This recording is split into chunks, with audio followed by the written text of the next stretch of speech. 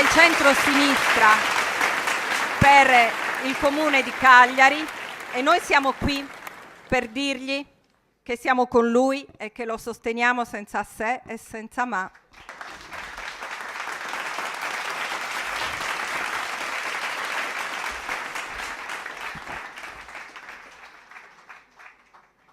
Grazie, un grazie innanzitutto a Caterina per avermi invitato oggi, a tutti voi per essere qui, al Partito Democratico, quello sardo, e agli organizzatori, alla direzione regionale del PD e al livello locale per avermi invitato a questo momento di discussione. Un grazie quindi a Caterina e un saluto affettuoso al vostro ospite, il nostro ospite, a Walter Veltroni, che anche per ragioni familiari conosco da tempo e a cui mi lega una stima, un rapporto d'affetto che prosegue nonostante le vicende dei rispettivi partiti o del partito dal quale si proveniva e quant'altro. Comunque permangono intatti gli antichi legami di una comune militanza. Il primo pensiero, mi unisco a Caterina in questo, va ovviamente, non può non andare, e non è una questione di rito, al Giappone, alle terre lontane, martoriate dal terremoto e dallo tsunami, ai lutti, alle devastazioni, alle migliaia di persone scomparse e anche a quel sentimento di dignità, pur nella difficoltà, nella tragedia immane che ha colpito quel paese, che ha saputo rappresentare ancora una volta quel popolo di fronte a una delle più grandi disgrazie dopo la guerra e le esplosioni nucleari che l'hanno colpito. Così come allo stesso modo guardiamo con attenzione e paura allo stesso tempo al Mediterraneo, alle sponde del Nord Africa dove si agitano venti di guerra e dove però ci aspettiamo, ci auguriamo che si affermino in tutti quei paesi, dalla Libia alla Tunisia e agli altri, elementi di democrazia, di libertà, dei diritti, perché anche per noi che siamo sardi e soprattutto per noi che siamo cagliaritani, siamo ancora più vicini, non solo in termini di lontananza o distanza chilometrica, ma siamo ancora più vicini a quei paesi per i tratti somatici, per le sfumature linguistiche, per le culture, gli elementi architettonici dei nostri paesi, e siamo più vicini a loro di quanto non lo siamo alla Svezia, alla Norvegia, ai paesi del nord Europa, ed è per questo che è interesse nostro che lì si affermino diritti, democrazia, libertà, perché lo sviluppo, l'economia, la cultura, l'emancipazione di quei popoli, di quei paesi determinerà sviluppo, occupazione anche da noi.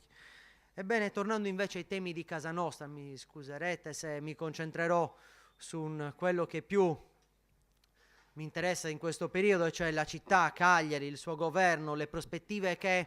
possono aprirsi o potrebbero chiudersi se si dovesse affermare da un lato la conservazione oppure il cambiamento.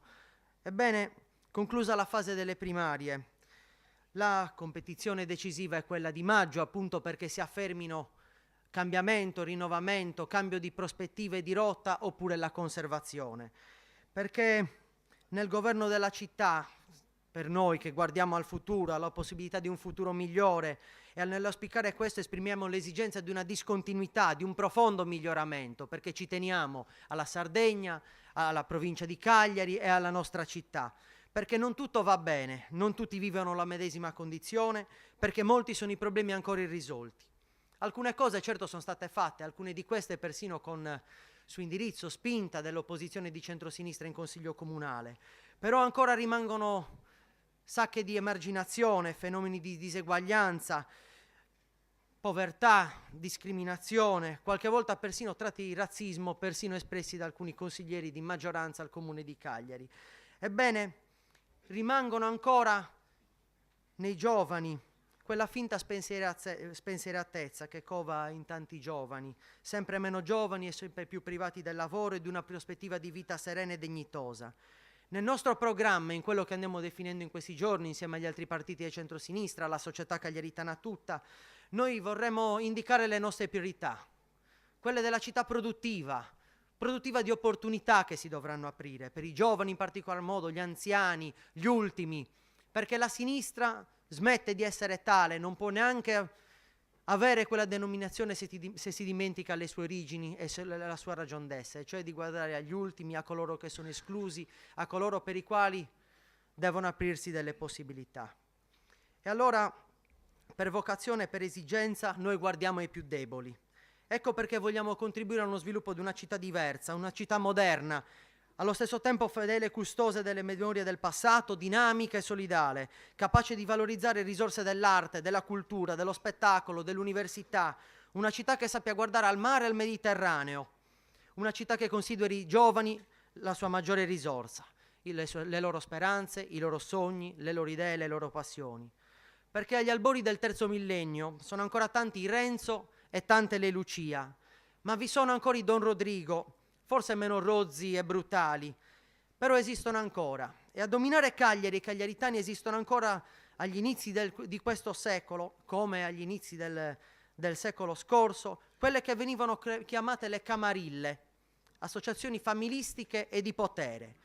Più di recente un noto giornalista le ha chiamate con la definizione, le ha sintetizzate con la definizione delle 3M, il dominio del mattone, l'influenza della massoneria, gli scambi di favori e di opportunità nell'ambito della medicina pubblica e privata. Ebbene, prese così, al di fuori del contesto cagliaritano, mattone, medicina, massoneria, non sono di per sé attività dannose. In fin dei conti, persino la massoneria, la stessa massoneria, è stata tra le componenti fondamentali del Risorgimento italiano e del pensiero liberale. Il riferimento però oggi va inteso alla Cagliari che briga,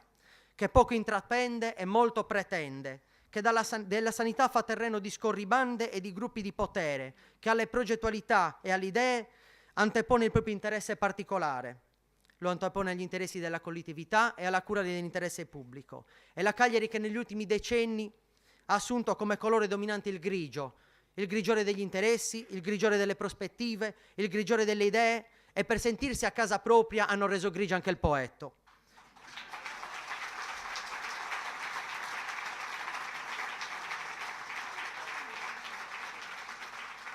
Noi, e chiudo, noi vogliamo restituire a Cagliari colore, ritmo e vitalità. Ora tocca alle altre Cagliari che esistono, la Cagliari operosa ed onesta, la Cagliari delle attività artigianali e delle imprese, la Cagliari dell'arte e della creatività, la Cagliari della solidarietà espressa anche dal mondo cattolico, la Cagliari della cultura e della ricerca, dei giovani e di quanti coltivano sogni degni di essere coltivati. Alle 3M noi opponiamo tutto l'alfabeto, la Cagliari dell'ambiente, dell'archeologia, dell'arte,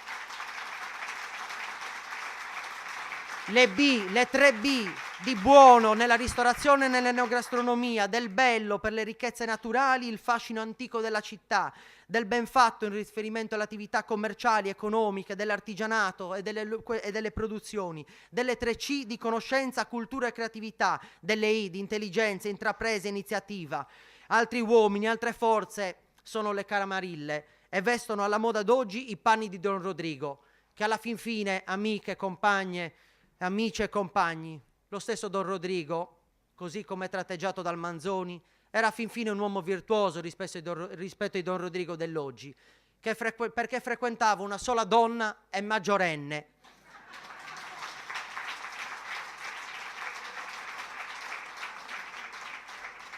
Ho chiuso, altri assumono oggi anche il ruolo del conte zio, sopire, chetare perché nulla cambi, e invece noi, ora tocca a noi, crediamo nel cambiamento. Grazie.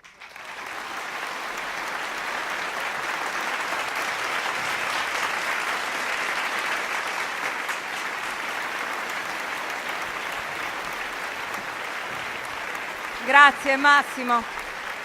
siamo con te naturalmente. Questa è una delle forze collettive che vengono fuori stasera.